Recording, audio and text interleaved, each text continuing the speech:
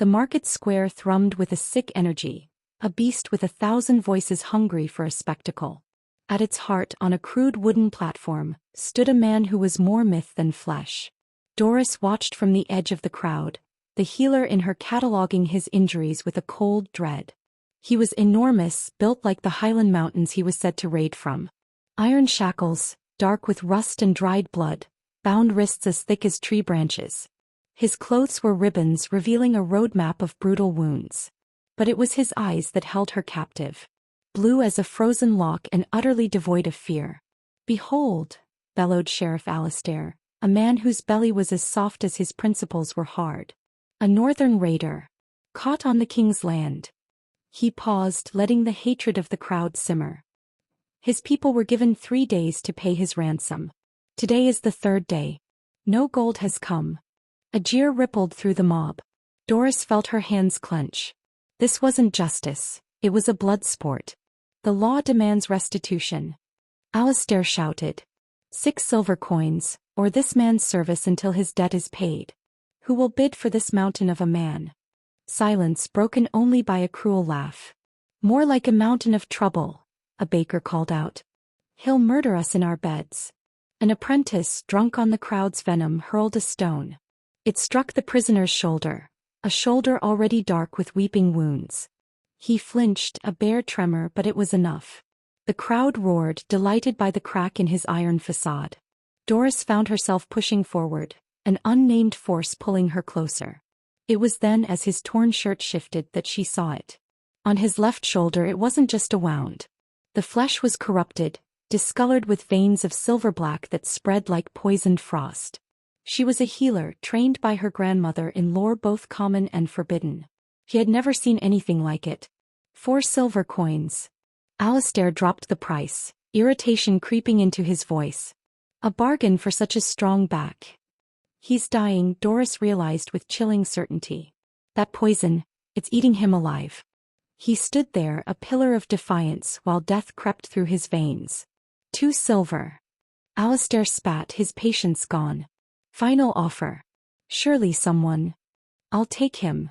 The words fell from her lips and into the sudden, shocked silence. Every eye in the square turned to her. Doris felt the weight of their judgment, their disbelief.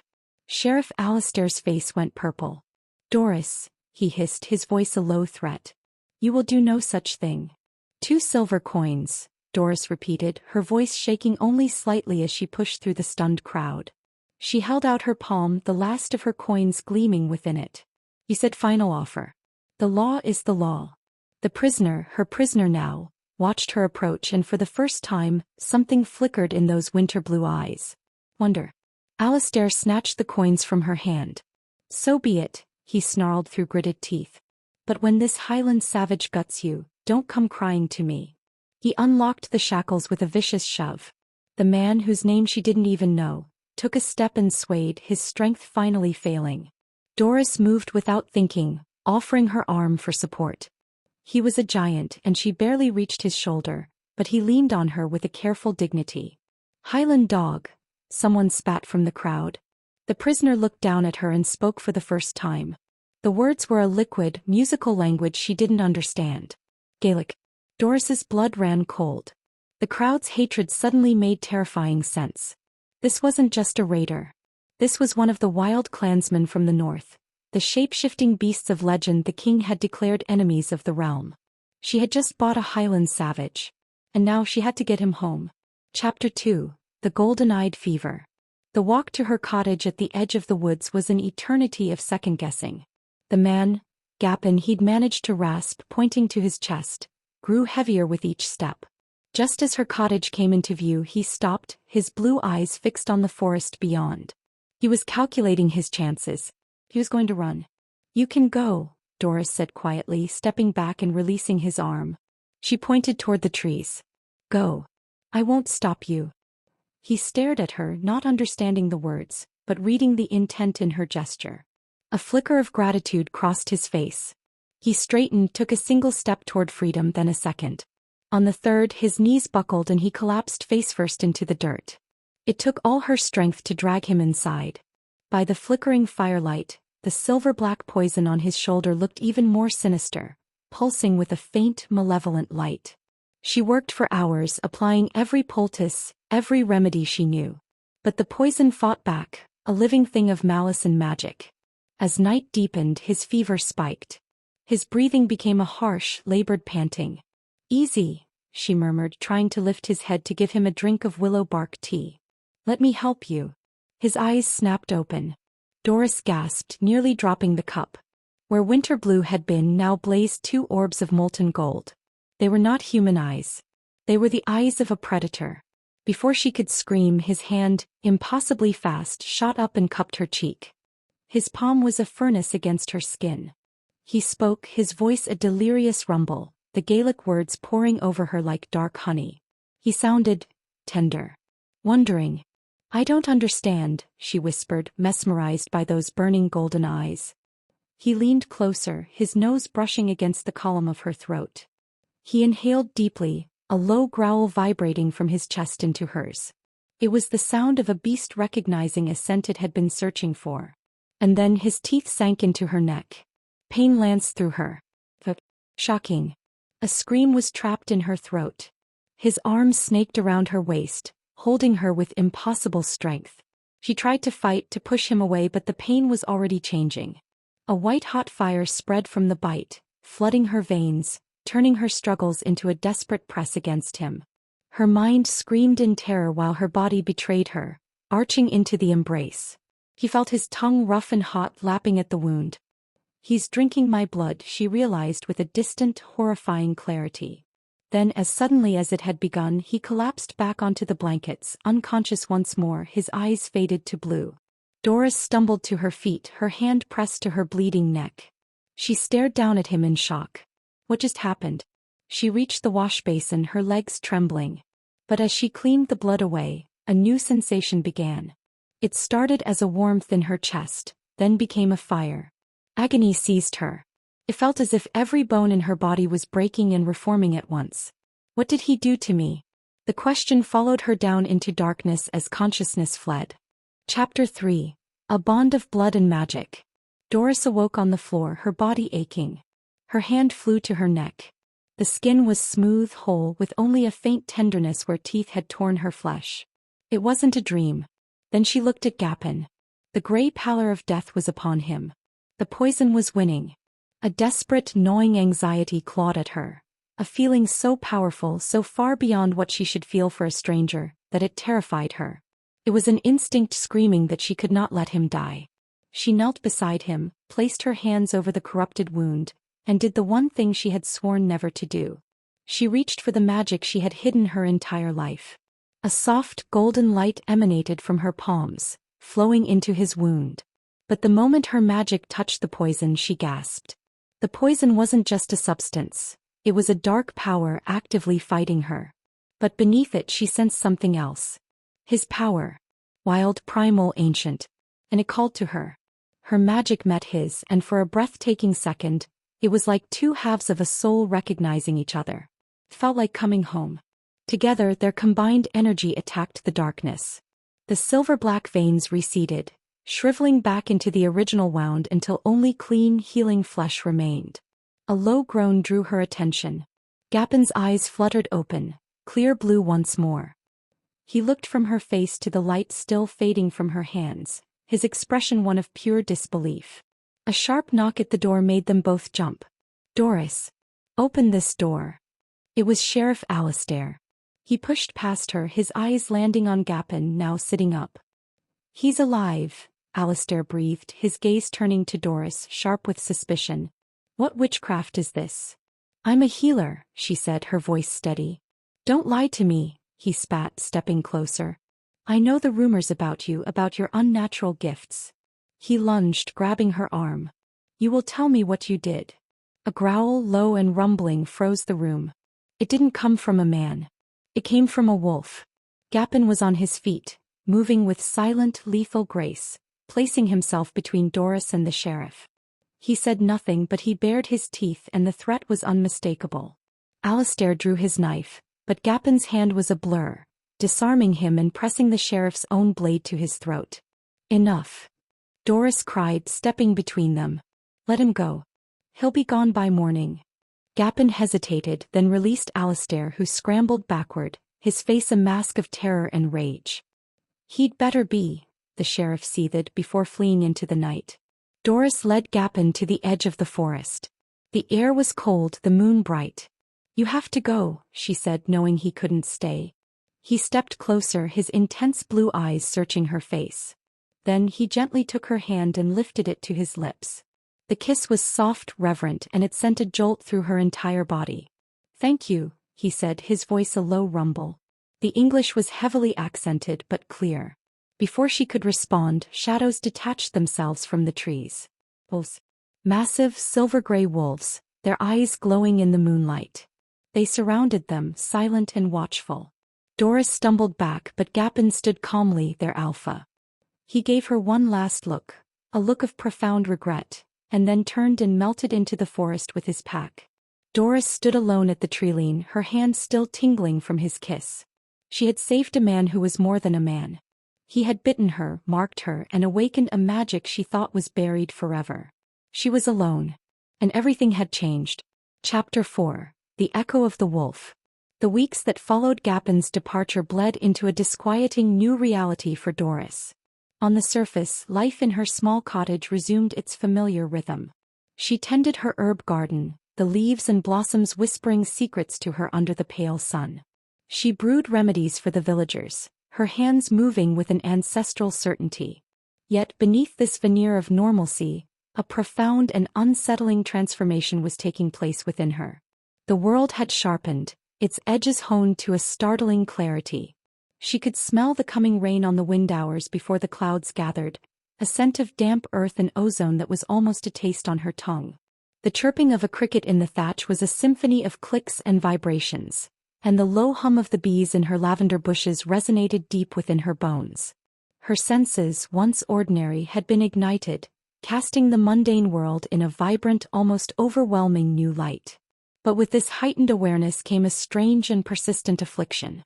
It began as a low, dull ache deep in her marrow, a phantom pain that had no source and no cure. It was a restlessness, a feeling of being incomplete, as if a vital part of herself had been carved out and was now missing. The ache intensified at night, coiling in her chest like a serpent, a physical manifestation of a yearning she could not name but knew with every fiber of her being was for him. The dreams started then. They were not the usual fleeting phantoms of sleep, but vivid, hyperrealistic journeys into a world of mist and shadow. Night after night she would find herself standing at the edge of the forest that bordered her home, and from the deep woods, a pair of golden eyes would emerge, watching her with a fierce, intelligent longing. A massive silver wolf would pad silently from the trees, its presence not a threat but a summons. It would sit just beyond her reach, its gaze fixed on her, and in those molten depths she saw Gapin's soul, a tempest of regret and a desperate, unspoken need. She would awaken with a gasp, the scent of pine and wild musk lingering in her room, her heart hammering against her ribs with a pain that was both physical and emotional. Meanwhile, Sheriff Alistair, having been publicly humiliated and disarmed by a man he deemed a savage, began to weave his own poison. He did not confront Doris directly again. Instead, he let his venom seep into the village like a slow-acting toxin. Whispers followed her in the market, words like witchcraft and unnatural, slithering from the corners of mouths. Mothers who once sought her remedies for their children's fevers now clutched their little ones closer, their eyes filled with a new, chilling fear. Alistair had planted the seeds of suspicion, and they were taking root in the fertile soil of ignorance and superstition. Doris was becoming an outcast in her own home, the very community she had dedicated her life to healing. One evening, as a storm gathered on the horizon, the internal agony that had been her constant companion escalated with terrifying speed. The dull ache in her bones erupted into a firestorm of torment. It felt as if her skeleton was trying to break free from her flesh, her spine elongating and her ribs shifting with excruciating, grinding cracks. A scream tore from her throat as she collapsed to the wooden floor of her cottage, her body convulsing in a brutal, involuntary dance. It was not the slow creep of death she had witnessed in Gapin. This was a violent, chaotic rewriting of her own biology. As the storm broke outside, lashing her cottage with wind and rain, Doris's world dissolved into a maelstrom of pure, blinding pain, and she was dragged once more into the welcoming abyss of unconsciousness. Chapter 5. The King's Apothecary. Doris awoke to the gentle morning light filtering through her window, the storm having passed. The agonizing pain was gone, leaving behind a profound exhaustion and a strange, unnerving sense of potential. Her body felt different, as if the violent episode had settled something within her, an alignment of shattered pieces into a new, unfamiliar whole. Before she could fully process this change, a heavy, official knock rattled her door. Standing on her threshold were 2 royal guards, their armor gleaming, their expressions impassive. They bore a summons sealed with the king's own crest. Her presence was required at the royal castle. Sheriff Alistair's whispers had not just infected the village. They had reached the ears of the king. The journey to the castle was a silent, dreadful procession. Doris sat in the cart, the guards on either side, her mind racing. What could she say? How could she explain healing a man from a poison she didn't understand, or the subsequent agonizing changes racking her own body? She was being led to her execution, she was certain of it. She was not taken to the throne room but to a high tower, to a circular chamber that smelled of chemicals, dried herbs, and something acrid that burned her nose. This was the laboratory of Master Valerius, the king's chief apothecary. He was a thin, bird-like man in scholar's robes, his pale eyes holding a chilling analytical intelligence that was far more terrifying than Alistair's brutish anger. "Mistress Doris," he said, his voice smooth and cold as polished stone.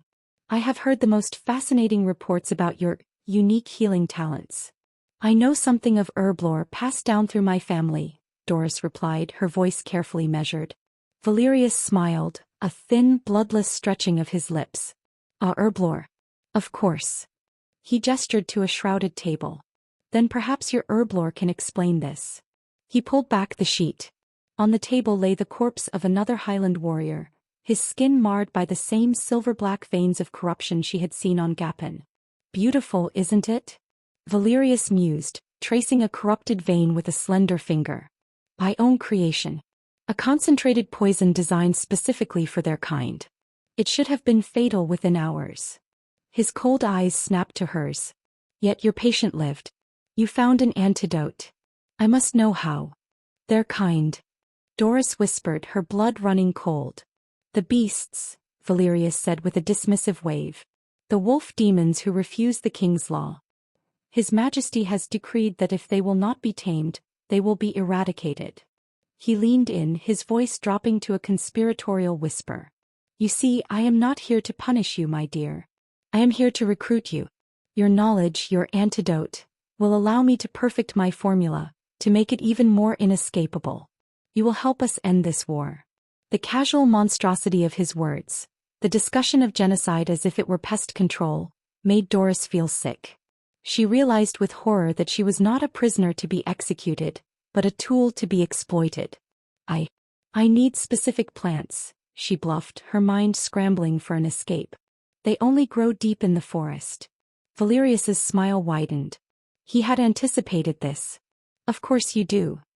He snapped his fingers and the 2 royal guards re-entered the room. "Escort the mistress. Gather what she requires. Do not let her out of your sight." Trapped, Doris was led back outside and into the woods bordering the castle. Her mind was a whirlwind of desperation. As they walked beneath the ancient oaks, a figure stepped from behind a tree, blocking their path. It was Sheriff Alistair, his badge glinting. "I will take over from here," Alistair announced to the guards. "Master Valerius trusts my discretion in this matter." The guards, hesitant but unwilling to challenge a local sheriff, eventually relented and departed back towards the castle. Alone with him, Doris felt a new kind of dread. "I know what you are," Alistair said, his voice low and possessive.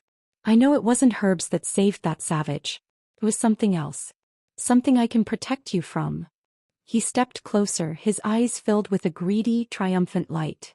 "Marry me, Doris. Unite our lands. Your reputation will be shielded by my position. You will be my wife and you will be grateful." "Never," she spat. His face twisted in rage. "You will."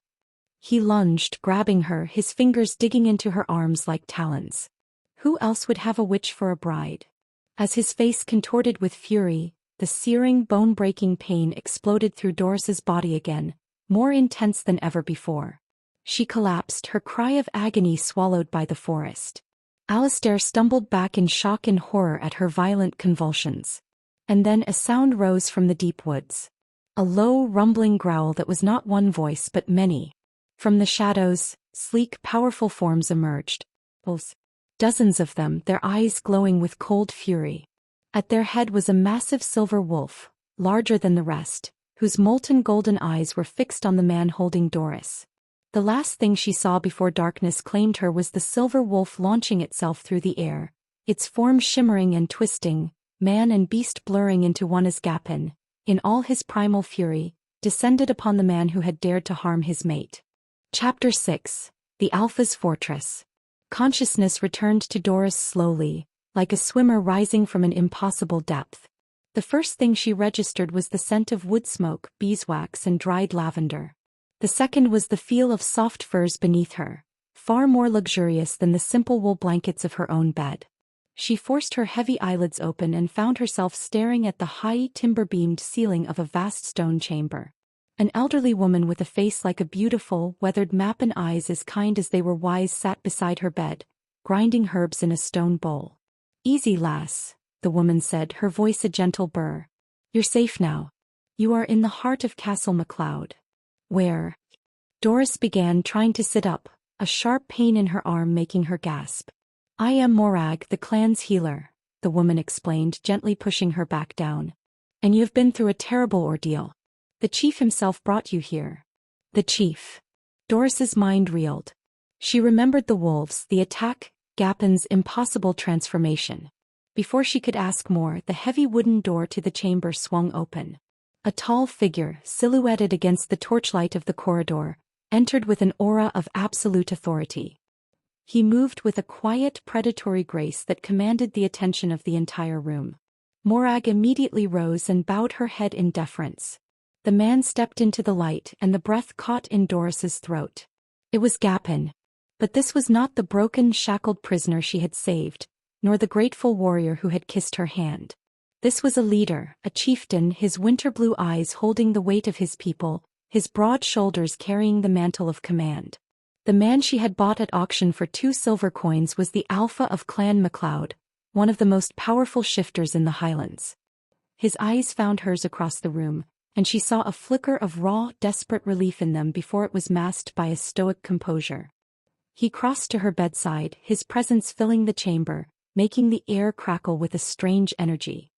He knelt, taking her uninjured hand in both of his touch both a comfort and a spark that ignited the strange ache within her. "Thank you," she whispered, her voice hoarse. "You saved me." He didn't need to understand the words. He simply lifted her hand to his lips, pressing a kiss to her knuckles that was a vow, a prayer and a lament all in one.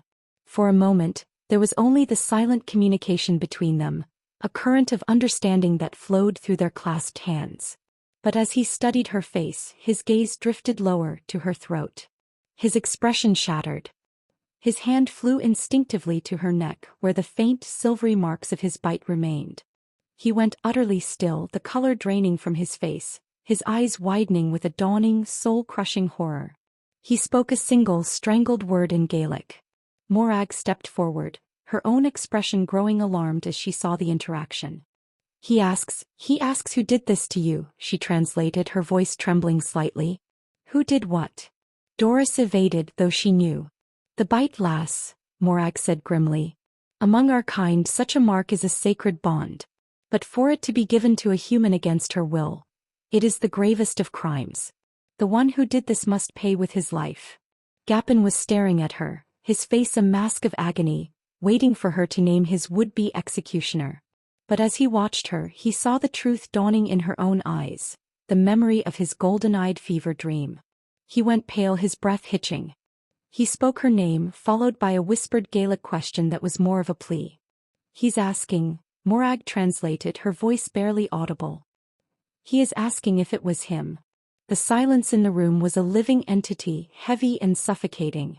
Doris met Gapin's haunted gaze, and the raw, self-loathing she saw there broke her heart. Tears welled in her eyes as she gave a small, almost imperceptible nod. Yes, she whispered. A sound of pure anguish was ripped from Gapin's throat. He staggered backward as if she had physically struck him, his hands flying to his face. A torrent of agonized Gaelic poured from him, words of disbelief and self-recrimination. What is he saying? Doris asked through her own tears. Morag's face was etched with pity. He says he remembers. Fragments. A fever dream. The scent of his mate. He thought it was delirium. She looked from Gapin's broken form to Doris's tear-streaked face. He is saying he has killed you. But I'm alive. Doris insisted. For now, Morag said, her voice heavy with ancient sorrow. Lass, that was a claiming bite. It has initiated a transformation, a change to make you like us. But your human body cannot withstand it. The only reason you have survived this long is because of your own magic. The very gift you carry is fighting the change, keeping you alive. But it is a war being fought within your own soul, and it is a war that will drain your life force until there is nothing left. The bond that should have been the greatest blessing has become your executioner. Chapter 7. The Agony of the Bond. The days that followed were a special kind of torture, a slow descent into a quiet, aching despair. Gapin, the powerful alpha who had torn through royal guards to save her, became a ghost. He avoided her chamber as if it were plagued, his guilt a wall so high and thick that not even her desperate yearning could penetrate it.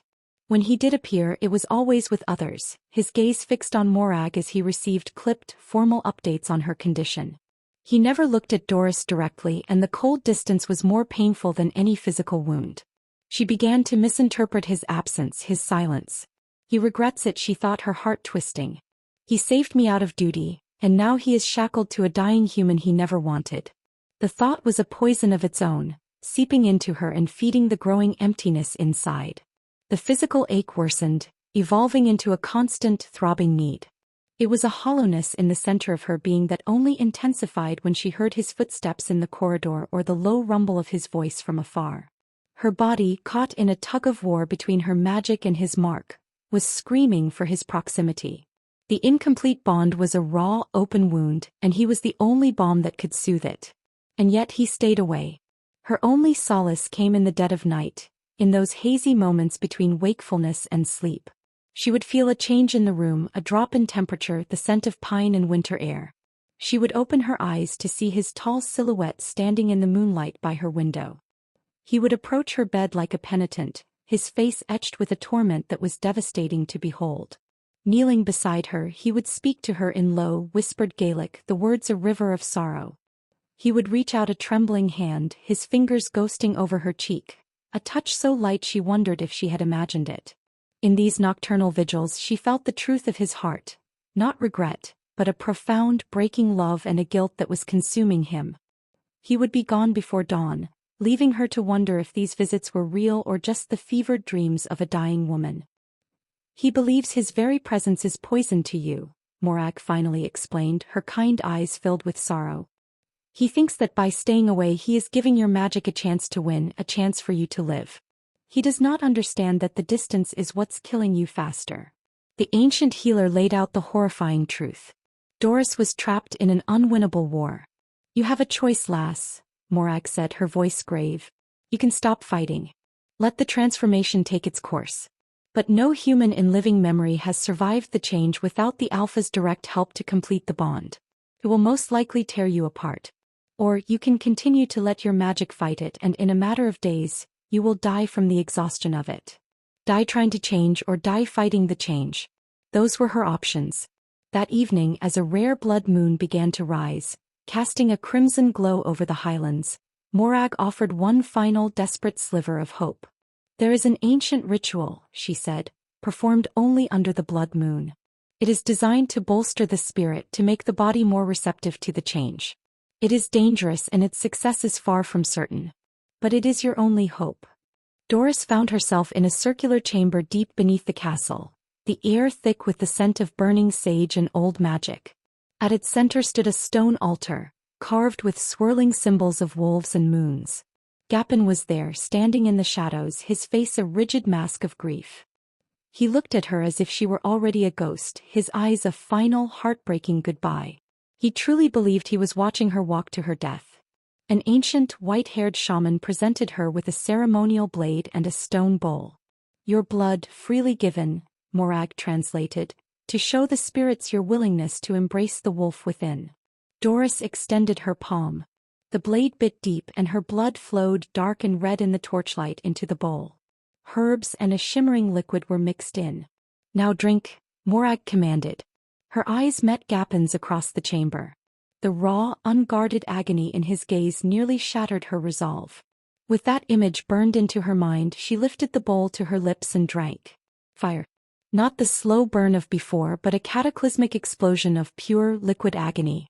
It detonated in her stomach and blasted through her veins.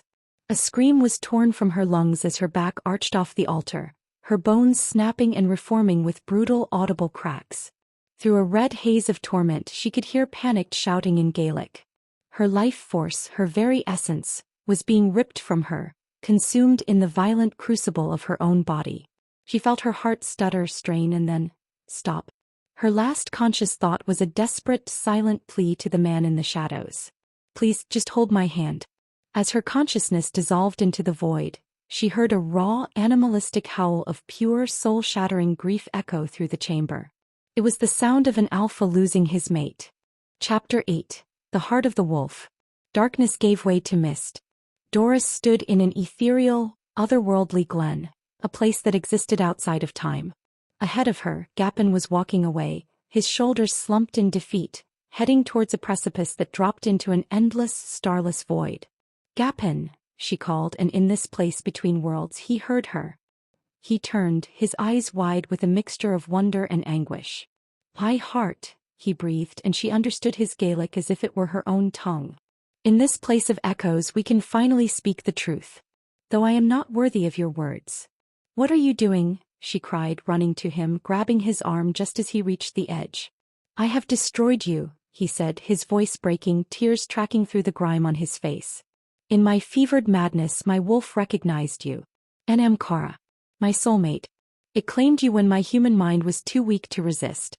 The bond that should have been our greatest joy has become your death sentence." His hands came up to cup her face, his touch both a caress and a farewell. "I cannot exist in a world where your light has been extinguished by my darkness. I thought by staying away I could give you a chance, but I only made you suffer alone. I will not let you cross into the next life alone. I will follow you now, my heart, if you will have me." A cold dread washed over Doris as she understood his intent. "What do you mean, follow me?" He looked at her one last time, his winter blue eyes filled with an eternity of love and despair. "I love you, Doris. I will never leave you again." And before she could scream, before she could stop him, he stepped backward, off the cliff and into the infinite void. Doris's eyes snapped open with a violent, shuddering gasp. She was back on the altar, surrounded by the stunned, tear-streaked faces of Morag and the Highland warriors. "Mama!" A small body launched itself into her arms. It was her daughter, George, who Morag must have brought into the chamber. "We thought you were gone. Your heart," it stopped. "I'm here," Doris rasped, clutching her daughter, her own heart hammering against her ribs. But her eyes frantically scanned the room, searching. He was gone. Where is he? The question was a raw, desperate cry. "Please let it have been just a dream." The warriors exchanged grim, sorrowful looks. One of them spoke in low, final Gaelic. Morag's voice broke as she translated. "He has gone to the sacred grove. For the rite of final solitude. Lass. He has ordered his own execution." A scream of pure, primal negation tore from Doris's throat. The dream, the void, his promise. It was all real. He was going to die believing she was already dead. An impossible surge of strength, born of desperation and a love that defied death itself, flooded her body. She pushed herself off the altar, ignoring the protests and warnings. Her legs were shaky, but she forced herself toward the chamber door. "You're too weak," Morag cried. "He's going to die thinking I'm dead," Doris said, her voice a low, fierce growl. "I will not let that happen." She burst from the castle into the cold Highland morning, running on pure adrenaline. But her newly resurrected body was still fragile. She stumbled and fell on the rocky path, her lungs burning, her muscles screaming. "Get up," she commanded herself. "Get up and run." She fell again, her body finally betraying her will. He was too weak. Too slow. Too late. Lying on the damp earth, broken and sobbing, she could feel his life force flickering through their bond, could feel his acceptance of his fate.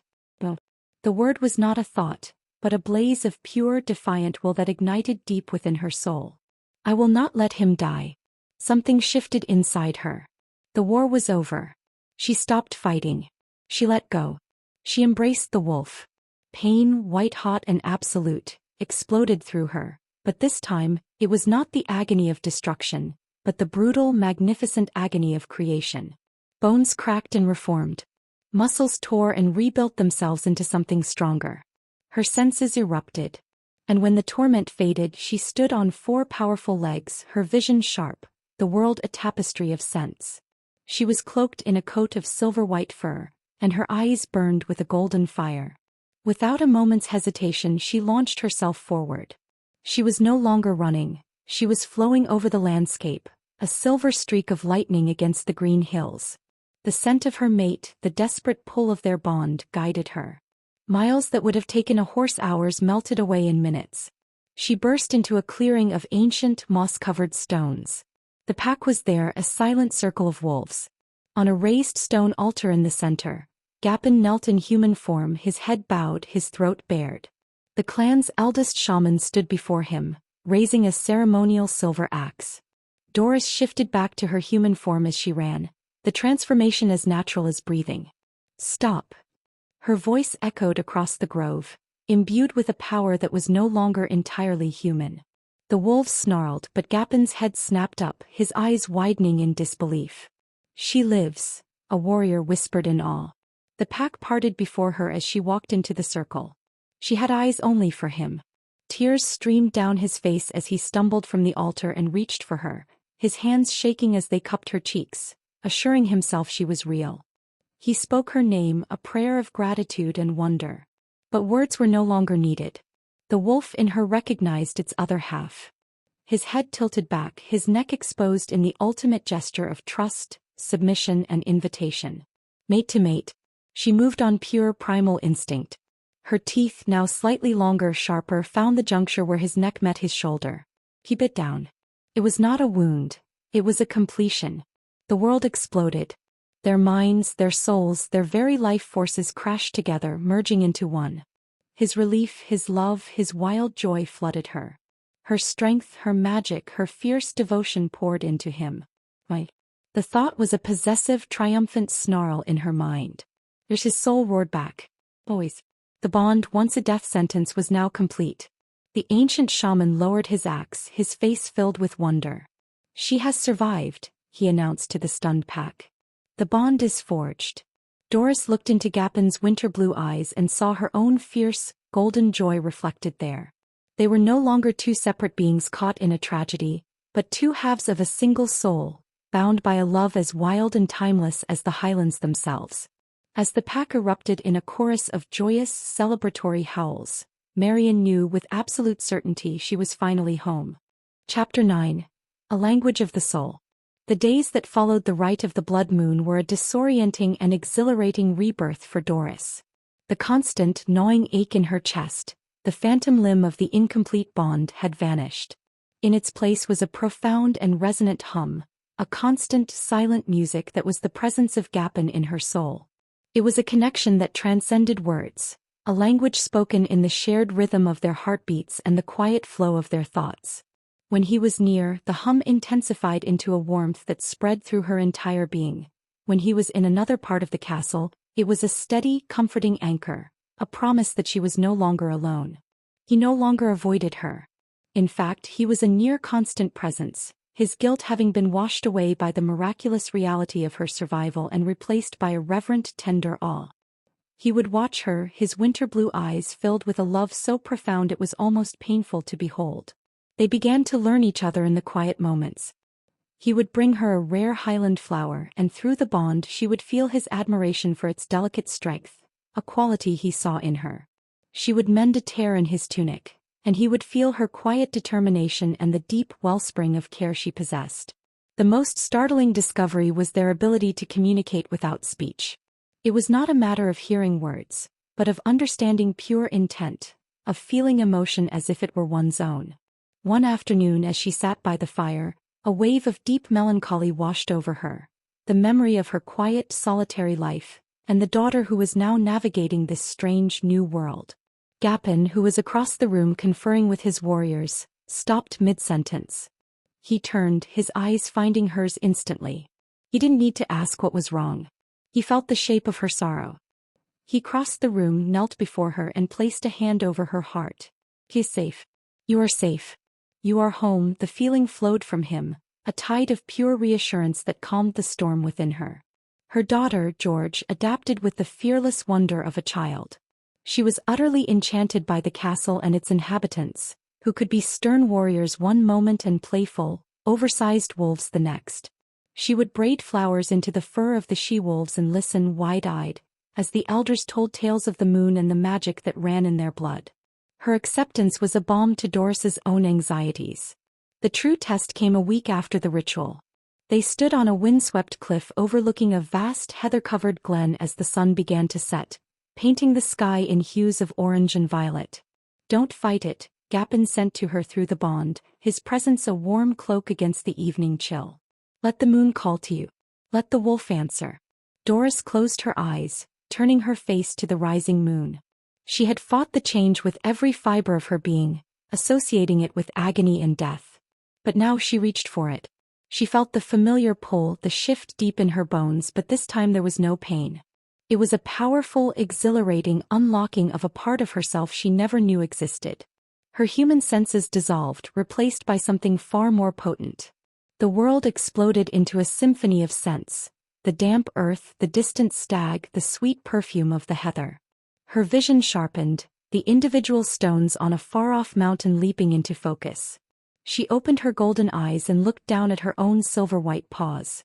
A joyous, unrestrained howl burst from her throat, a song of freedom and belonging that was answered by the magnificent silver wolf who stood beside her. He nudged her muzzle with his own, and through the bond she felt a joy so pure and fierce it was like staring into the sun. They ran then not as a human and a shifter but as two wolves, two mates, two halves of a single soul, their paws thundering across their land, their howls echoing through the ancient mountains under the approving gaze of the moon. Chapter 10. The Whispers of War. The idyllic peace of their newfound union was as beautiful and as fragile as a spider's web in the morning dew. For 3 weeks, Doris lived within the heart of the clan, learning its ways, embracing her new nature, and falling deeper in love with the alpha whose soul was now intertwined with her own. But the world outside the protected glens of the MacLeod territory had not forgotten them, and the tendrils of the king's hatred were long and patient. The first sign of trouble arrived on the back of a half-dead horse. A young scout from a neighboring clan, his face pale and his eyes wide with terror, collapsed in the castle courtyard, an arrow with black-fletched feathers still embedded in his thigh. While Doris and Morag worked to draw the poison from his wound, a weaker, less magical variant of the one she knew so well but still deadly, he gasped out his story. The king's army was on the move. Not a mere garrison but a legion, led by a new commander who fought with a cold, strategic cruelty. Villages on the borderlands were being systematically purged. But it was the whispers he'd overheard that chilled Doris to the bone. They were not just hunting for shifters. They were hunting for a specific target, the witch who commands the wolves. Master Valerius, it seemed, had spun her survival and disappearance into a new, terrifying narrative for the king. She was no longer just a healer with unnatural gifts. She was a sorceress, a traitor to her own kind who had allied herself with the beasts, and used her dark magic to bewitch their leader. Sheriff Alastair, now a captain in the royal army, fueled the flames, spreading tales of her power, exaggerating her abilities until she sounded like a demon queen from the darkest Fey legends. Gapin listened to the scout's report, his face carved from stone, but Doris felt the fury and fear coiling in his gut through their bond. This was no longer about a single fugitive. This was a holy war and she had been made its icon. The king was not just coming to eradicate the shifters. He was coming to capture her, to dissect her magic, to turn her own power into a weapon against the people she now called her own. Days later, a second piece of news arrived, this time from one of Gapin's own warriors who had been captured and then escaped. He spoke of Master Valerius's new methods. The apothecary, enraged by the failure of his original poison, had been working feverishly. He was developing something new, something that attacked the very essence of the shifter spirit. And worse, Alistair, with his intimate knowledge of the region and its people, was guiding the army's path, leading them through ancient, forgotten paths, bringing them closer to the clan's heartland than any enemy had ever come before. The war was no longer a distant threat on the horizon. It was a storm about to break directly over their heads. The weight of it all settled upon Doris. She had spent her life hiding her magic, terrified of what the world would do to her if they knew. Now the world knew, and it was coming to destroy everything she loved because of it. The quiet healer from a small village was now the fulcrum of a war, and the lives of the entire MacLeod clan rested upon her shoulders. Chapter 11. The Council of Elders and the Moonstone Prophecy. The great hall of Castle MacLeod, usually a place of boisterous camaraderie, was now cloaked in a heavy, somber silence. A massive oak table, its surface scarred by the blades and tankards of generations of alphas, dominated the center of the room. Around it sat the clan elders, a council of 5 shifters whose fur had long since turned to silver and whose eyes held the wisdom of a century of Highland seasons. Gapin sat at the head of the table, not as a lover or a husband, but as the alpha, his presence a commanding weight in the room. Doris sat at his right hand, a position of honor that also felt like a defendant's dock. Every eye was on her. The king's army marches with a speed and knowledge they have never before possessed, said an old warrior named Lachlan, his voice a low gravel. The human Alistair guides them. They seek not just conquest but annihilation. And they seek her. His gaze on Doris was not unkind, but it was heavy with the burden of their reality. Valerius is a man who perverts the natural order, Morag added, her healer's hands clasped tightly. The poisons he creates are an affront to life itself. If he perfects his new formula, he could wipe us from these lands forever. A tense debate ensued. Some argued for a full retreat, to vanish into the deep mountains and wait for the army to exhaust itself. Others called for a preemptive, guerrilla-style assault, to harry the enemy and bleed them dry before they reached the castle. Throughout the debate, the eldest of the council, a blind seer named Alara, had remained silent, her milky eyes fixed on a point in the distance that only she could see. Finally she raised a frail, trembling hand and the hall fell silent. "The threads of fate have been rewoven," she whispered, her voice like the rustling of dry leaves. "The arrival of the silver wolf with the golden eyes has changed everything." She turned her sightless gaze directly toward Doris. "For generations we have held on to the Moonstone prophecy, believing it to be a myth of a bygone age." She began to recite the ancient words, a verse known to all but understood by few. "When the savage king's poison taints the land and the clans face the shadow of his hand, a daughter of 2 worlds shall rise, with the sun in her hands and the moon in her eyes. She who heals the unhealable wound shall mend the bond that was unbound. Her light will be the wolf's best shield and force the darkness back to yield." A stunned silence filled the hall. The prophecy was a children's tale, a rhyme of hope against an unnamed future darkness. "A daughter of 2 worlds," Alara continued, her voice gaining strength. "Human by birth, wolf by bond.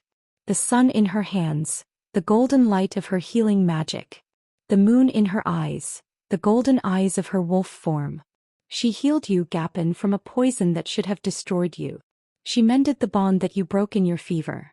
Alara leaned forward, her blind eyes seeming to pierce directly into Doris's soul. "The prophecy does not say she will be a great warrior. It says her light will be our shield. Your magic, child, is not just for mending flesh and bone. It is the key. Valerius creates a poison of corrupted alchemy. You wield a magic of pure life. It is the only force in this world that can truly counteract his darkness. We cannot run. We cannot hide. We must stand and fight, and we must trust that you are the shield the ancestors promised us." Doris felt the weight of 100 generations settling upon her. The strange, singular nature of her survival was not an accident. It was destiny. She was not the cause of this war, she was the prophesied answer to it. She looked at Gapin, and through their bond she felt not the pressure of expectation, but a wave of absolute, unwavering faith. He believed in the prophecy because he believed in her. In that moment her fear did not vanish, but it was overshadowed by a fierce, newfound resolve. She would not be their victim. She would be their shield. Chapter 12. Forging the Shield. The clan, united by the seer's prophecy, exploded into a whirlwind of purposeful activity. The choice had been made. They would not run.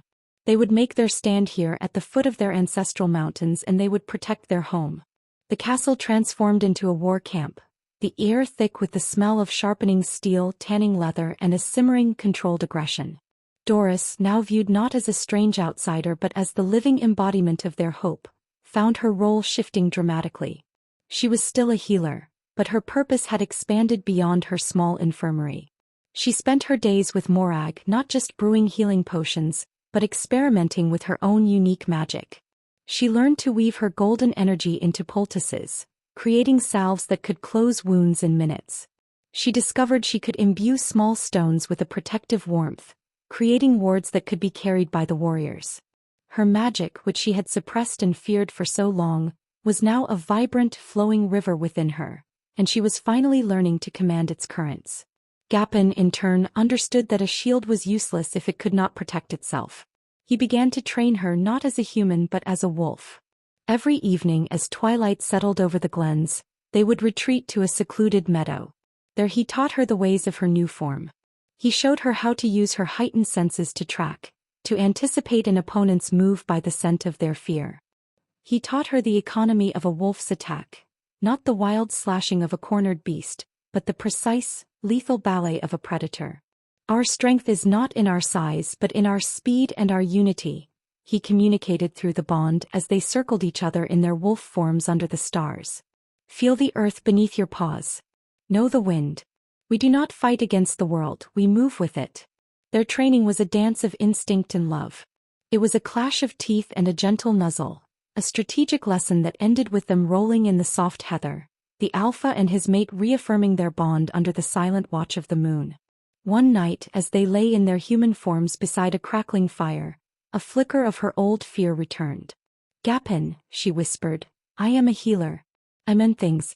I don't know how to be a warrior, how to face an army."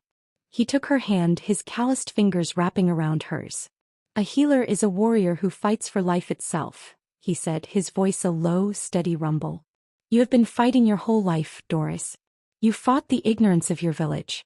You fought for my life at the auction. You fought death itself on that altar. This is no different. You will not be on the front lines with a sword. You will be at the heart of the pack, and your light will be the fire that keeps us all alive. You are the strongest of us all because your battle is for life and there is no greater cause." His unwavering faith was an anchor. She felt it, a solid presence through their bond, silencing her doubts. He was the clan's sword and she, as the prophecy foretold, was their shield. And together they would be unbreakable. Chapter 13. The Quiet Before the Storm. The night before the battle was unnaturally still. The wind, which usually howled through the mountain passes, held its breath. The very air seemed taut, stretched thin with anticipation. Throughout the castle, the boisterous energy of war preparation had subsided into a quiet, focused solemnity. Warriors sat polishing blades, their faces illuminated by the flickering torchlight, their thoughts turned inward. Doris and Gapin stood on the highest battlement of the castle, overlooking the valley that served as the only viable approach for the king's army. The moon was a perfect, silver disk in a sea of stars, bathing the landscape in an ethereal glow. They stood not touching, but the connection between them was a tangible force, a silent conversation flowing back and forth. "I can feel them," Doris sent through the bond, her senses, both magical and wolfish, reaching out into the darkness. A river of steel and malice flowing this way. "I feel them too," Gapin replied, his mental voice calm and steady, a rock against the tide of her anxiety. "They will break against these mountains. They will break against us." He turned to her then, his expression softening in the moonlight. "I never believed in prophecies," he said aloud, his voice low. "I believed in strength, in loyalty, in the bonds of the pack. But seeing you, feeling what you are capable of, you have made me a believer." "I'm still afraid," she confessed, the admission a quiet whisper in the vast silence. "I'm afraid of what I'll have to do. I'm afraid of what I might see. I'm afraid of losing this. Of losing you." He stepped closer, finally closing the distance between them. He wrapped his strong arms around her, pulling her against his chest. She rested her head over his heart, listening to its steady, powerful beat. "And I am afraid of losing you," he murmured into her hair. "It is a fear I will carry for the rest of my days. But fear is what reminds us what we are fighting for. It is the fuel, not the cage." He tilted her chin up, his gaze intense. "Look down there," he said, gesturing to the castle courtyard. In a small, protected garden, they could see the small figure of George, sitting with Morag and a few of the clan's children, listening to a final gentle story before being put to bed. "We fight for them. For their right to grow up in a world where they do not have to hide what they are. We fight for our home. We fight for our future." He leaned down and kissed her, a kiss that was not filled with the fire of passion, but with the deep, profound gravity of a final vow. It was a promise of forever, made on the precipice of a battle that could end everything. As they stood there wrapped in each other's arms, Doris felt a strange warmth spread through her. It was the prophecy, she realized. It was no longer a set of ancient words, but a living power awakening inside her, drawn to the surface by the imminent threat. The golden light of her magic pulsed beneath her skin, ready, waiting. A lone horn blast, thin and sharp, echoed from the valley below. The enemy had arrived. The quiet was over. The storm had come. Chapter 14. A tide of steel and poison. Dawn broke, not with the gentle blush of a new day, but with a blood-red stain across the horizon, as if the sky itself was weeping for the battle to come. The king's army was a terrifying spectacle.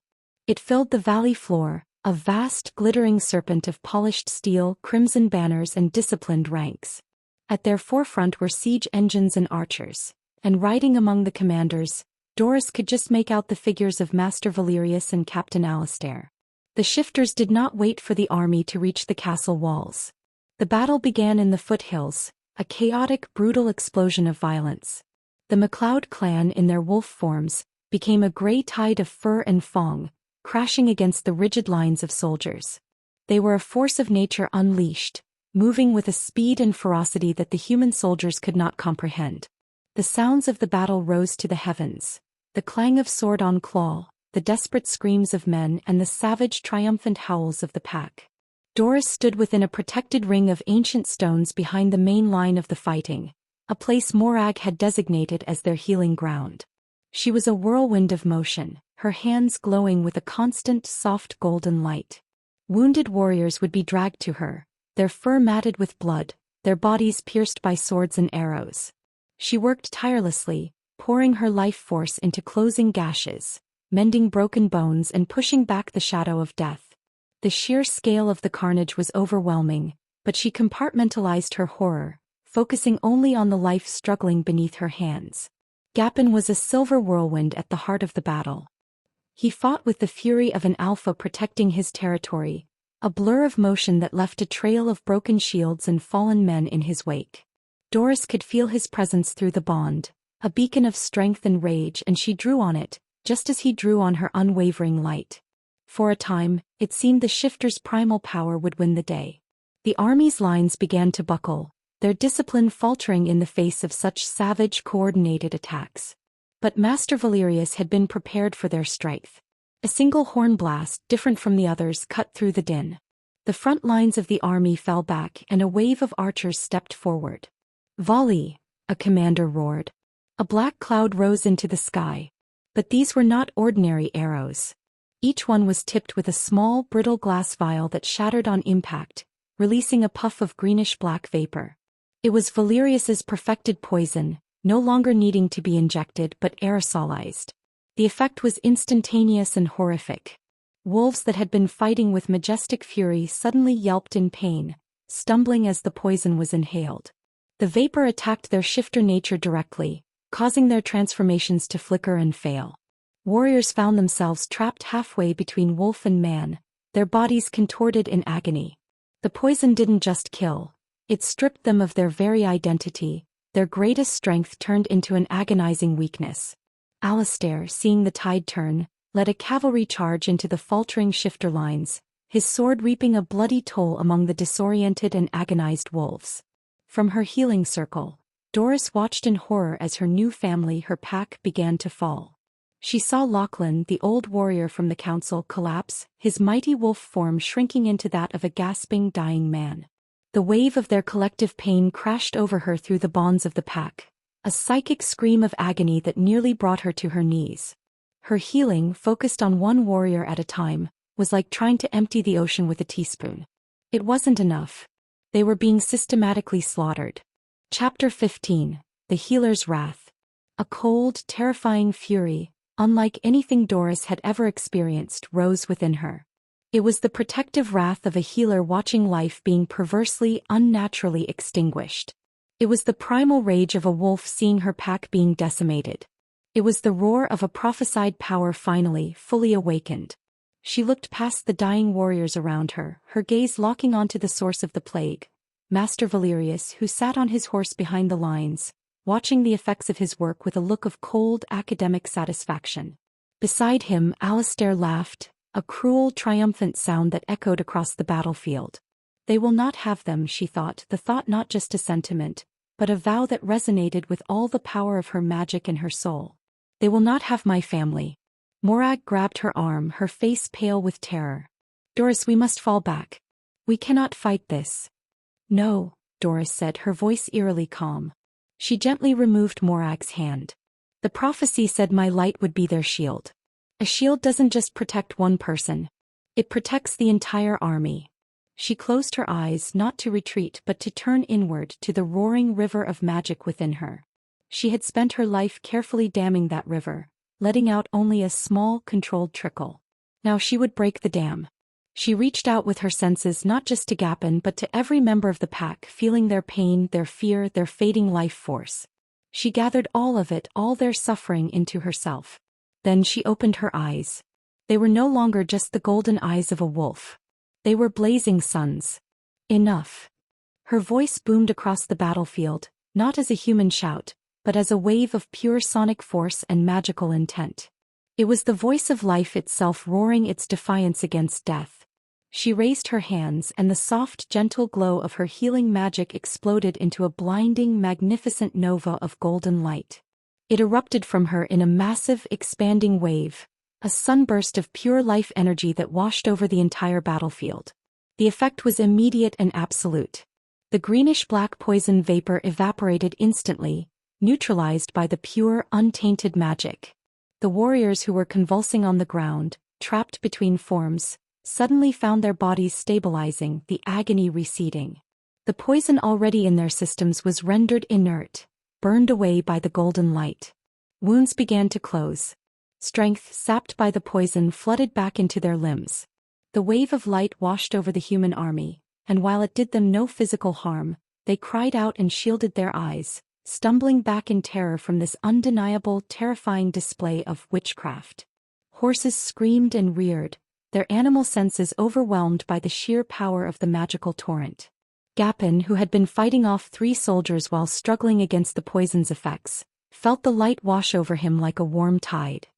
He felt the poison vanish, felt his strength return tenfold, and felt the raw, magnificent power of his mate flooding their bond. He threw back his head and let out a howl not of fury but of pure, unadulterated awe and pride. The entire pack, revitalized and reinvigorated, answered him, their voices joining in a chorus of renewed strength. From his vantage point, Master Valerius stared, his jaw agape, his scientific mind utterly incapable of processing the miracle he had just witnessed. Alistair's triumphant laughter had died in his throat, replaced by a slack-jawed expression of disbelief and a flicker of his old, primal fear. The tide of the battle had not just turned. It had been completely reversed by a single incandescent act of will. But the effort had cost Doris everything. As the last of the golden light faded, her strength gave out. She swayed on her feet, the world dissolving into a gray blur. The faces of her pack, now rising to their feet all around her, were the last thing she saw before she collapsed into a waiting darkness, her last sensation the feeling of strong, familiar arms catching her before she hit the ground. The shield had held, but the war was far from over. Of course.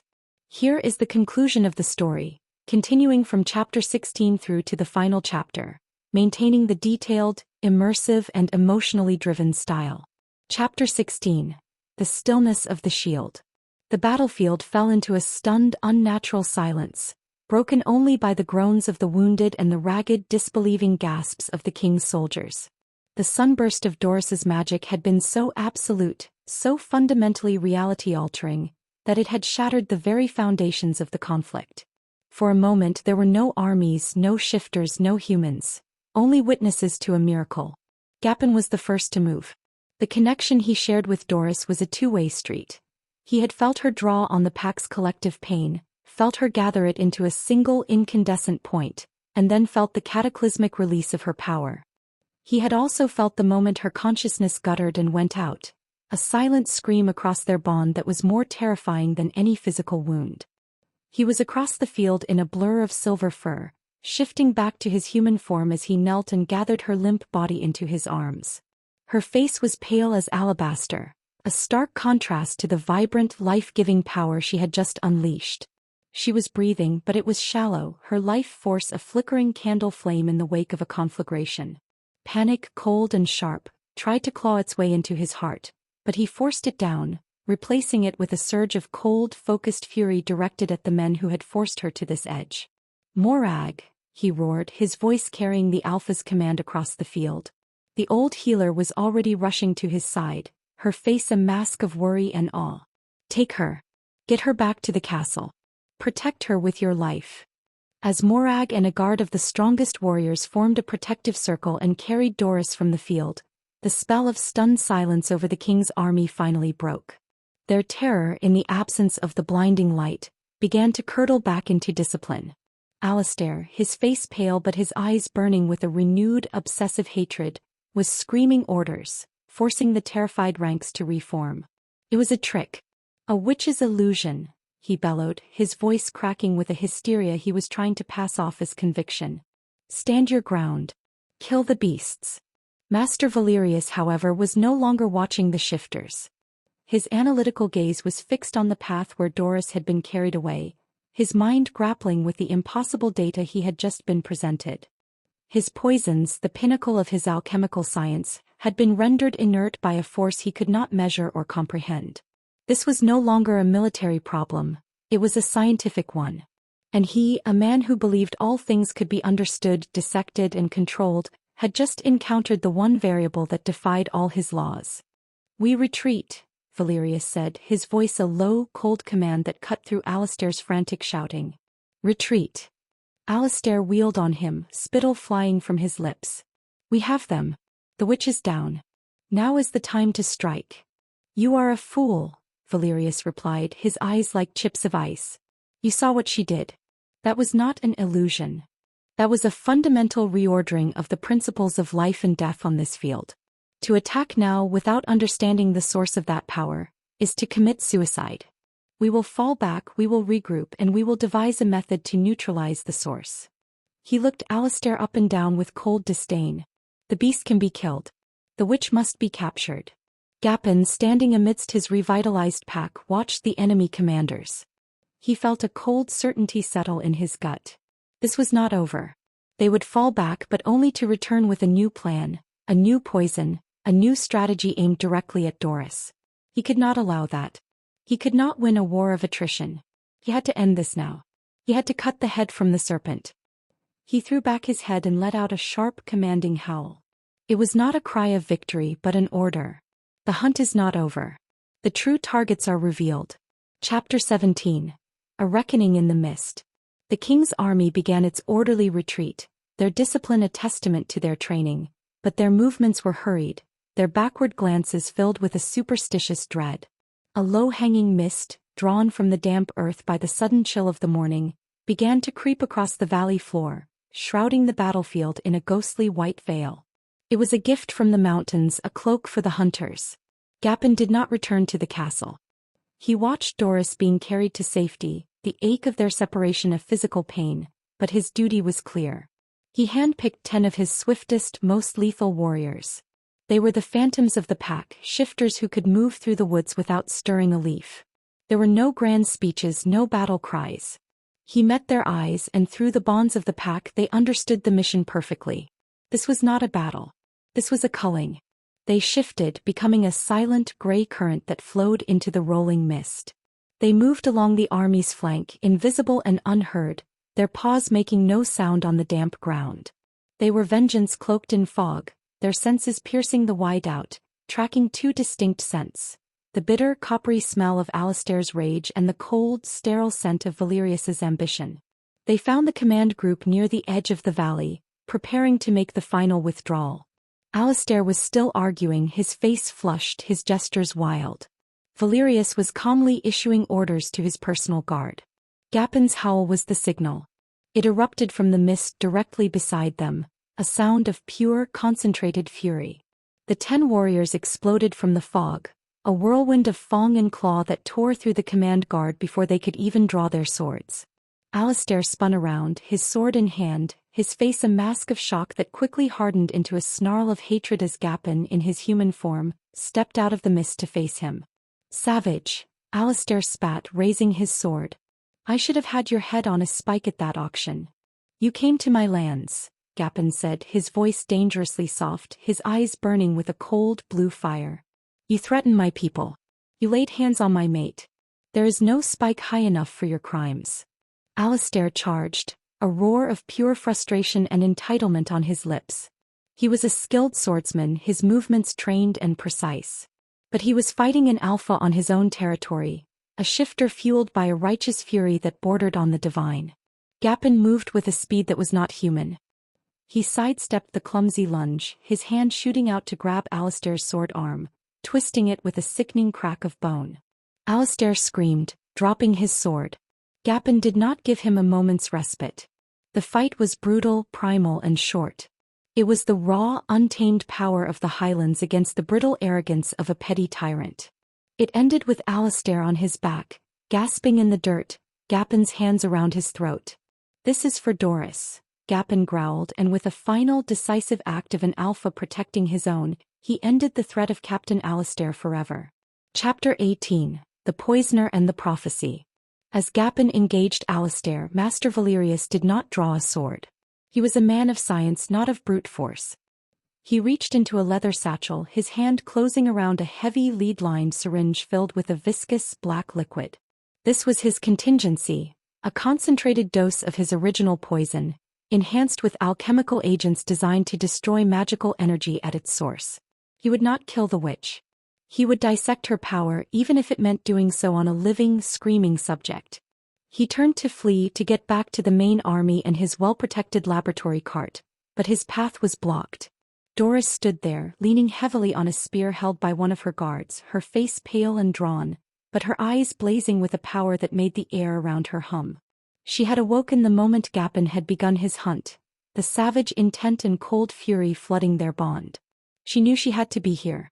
She had to face the man who was the antithesis of everything she was. "Witch," Valerius breathed, a flicker of fear finally piercing his scientific curiosity. He raised the syringe, the needle glinting. "You are a fascinating anomaly. I will take great pleasure in discovering how you work." He lunged forward, not with the clumsy rage of Alistair, but with the cold precision of a surgeon. He aimed the needle at her heart. Doris didn't move. He didn't have to.